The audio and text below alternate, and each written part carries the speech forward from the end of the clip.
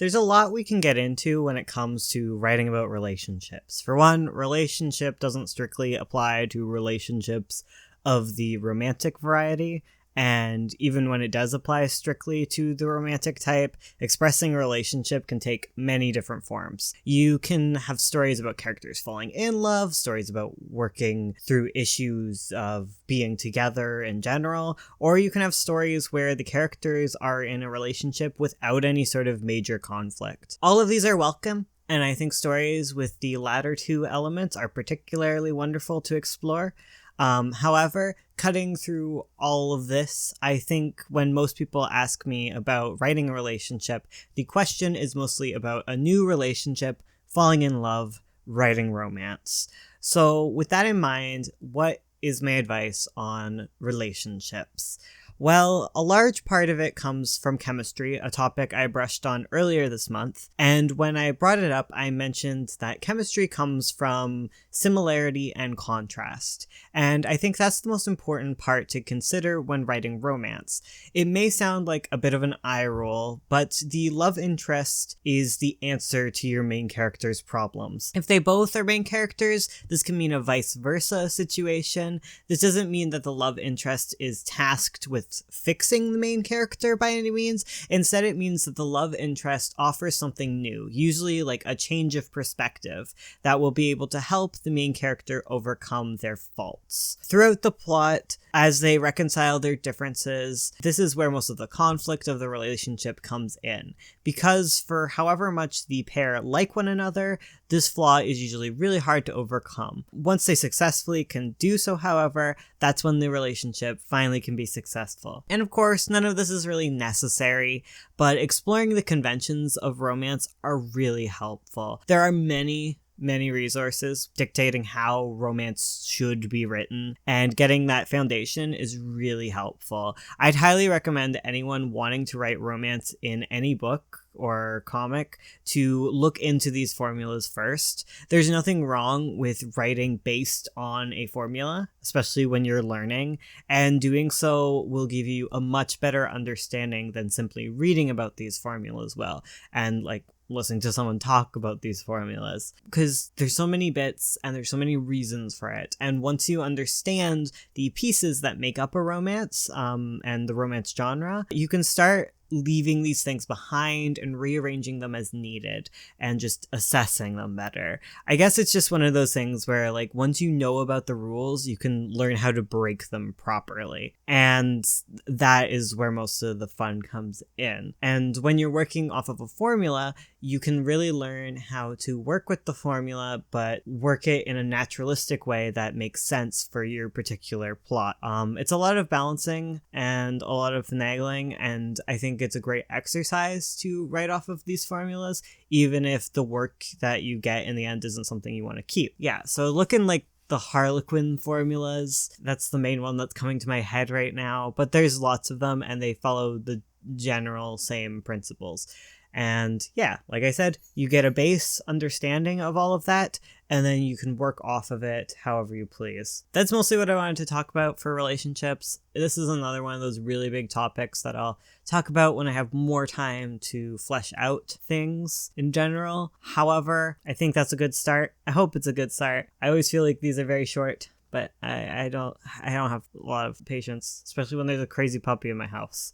So today I'm going to talk about these three lovely characters. The one in the back is Ernie, the lady is Peggy, and the guy with Peggy, his name is Zach. And these three lovelies are from the Genie RP. It's sort of an urban fantasy RP where magical stuff comes from old kind of technology. Ursula talked about it in a previous video. She got some things wrong though. She mainly said that Nolan, the genie, used to be a human. He was not. He has always been a genie. These three characters, they used to all be friends back in the 90s. There were a bunch of college students, and they were computers were a new thing, and they invented a sort of paranormal programming thing. I don't really know about technology, but this is how it works in this world. They were using 90s tech to try and trap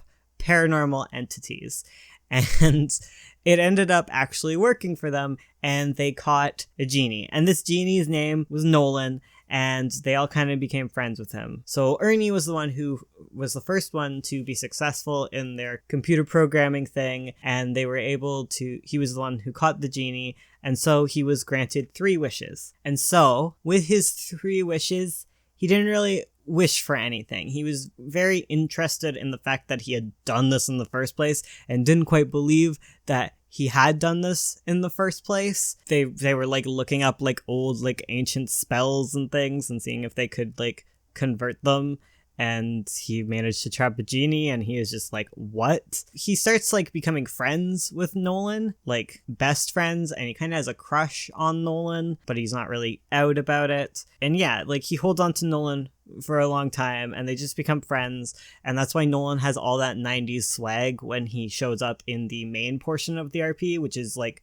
years later in the current time. So what ends up happening with poor Nolan and Ernie is that Zach steals his lamp, and his lamp is like a hard drive, and he uses his 3 wishes right away. He wishes to be unquestionably wealthy, handsomely immortal, and popular as Frit. So he gets those 3 things, and then poor Nolan is trapped in the hard drive for basically ever after that point, because even when Ernie picks up the hard drive, he has lost his wishes, because once you are in possession of the genie, you have to use your 3 wishes, and if you don't, you can no longer access the genie. Like, you get like 1 shot, 1 opportunity, do not miss your chance, okay? So yeah, Ernie is very upset with Zach, but Zach goes off on his own to be famous, attractive, and wealthy. And Peggy, in the meantime, is continuing their research, even though Ernie kind of stops because he's kind of burnt out on all of it and kind of is like, I don't know if it's smart for us to be doing this. This seems like bad mojo. And yeah, Peggy continues. And so in the main portion of the RP, they have all grown up. And Ernie is now like a little sad sack IT guy who's really afraid of technology, but he understands technology, so he needs to kind of, he wants to use his skills to like earn his living. So he does that. He's just a shy, bumbling kind of guy. And Zach, meanwhile, is like this famous like tech guy who does all the stuff and goes blah blah blah, and everyone listens to him and thinks he's amazing. And he goes and does like talks at universities and stuff, and he talks at the university that all of the main kids go to, and they all think he's amazing. However, Isla gets skeptical of him after Nolan is just like, that guy's a jerk. Don't listen to that guy.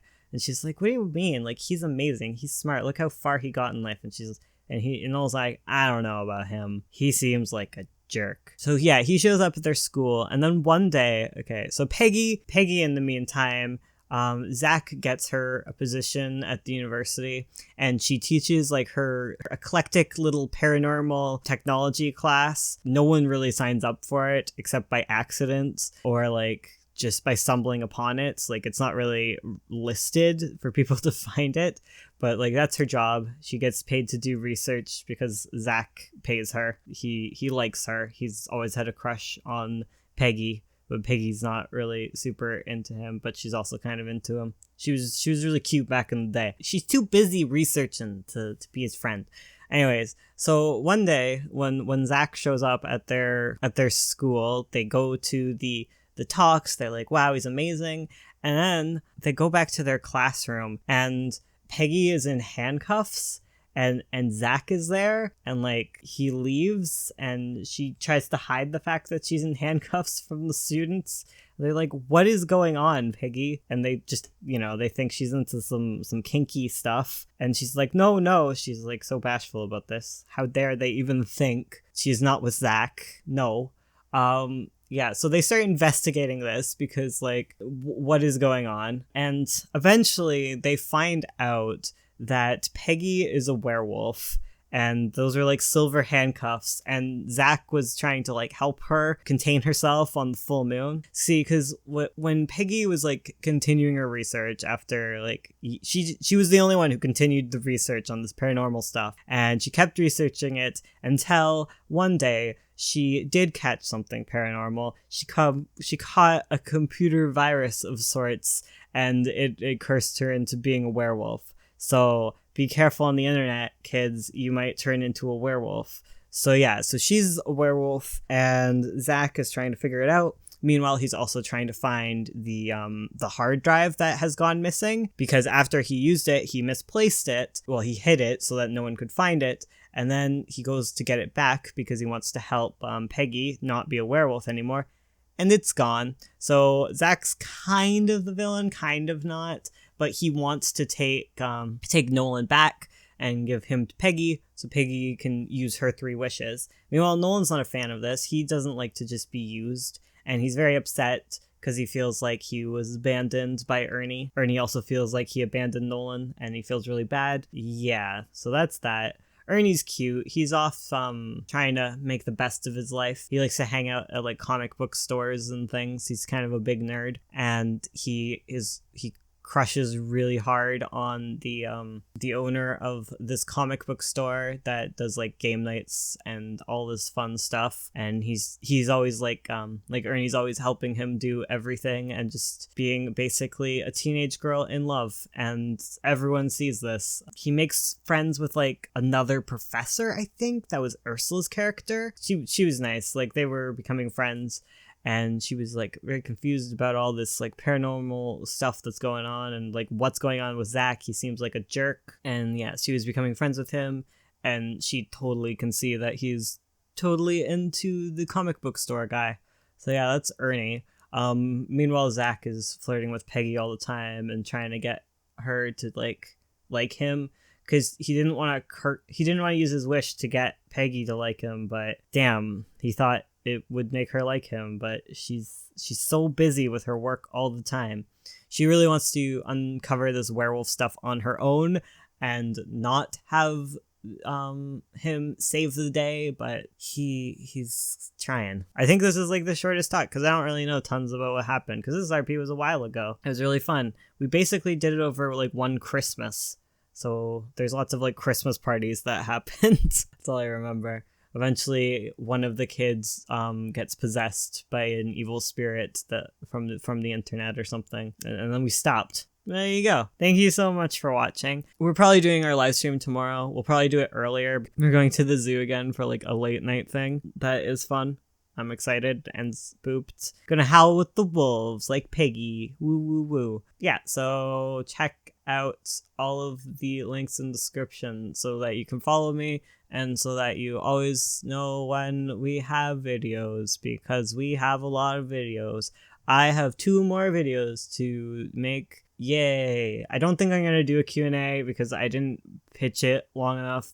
I kept forgetting to ask you guys for questions. I'll have to do a Q&A later. I'm probably going to talk about some other topic on the 30th. Sorry that I am always a liar to you guys. Never believe me. I am not good at planning. Okay, I'm kind of good at planning unless I tell you. Like, as soon as I say something, I'm going to do, I'm less likely to do it. So, there you go. Like, look at the store. It's empty. Whoopsie doopsie. Okay, I'm just rambling now. I need to go edit this. Goodbye. Thank you.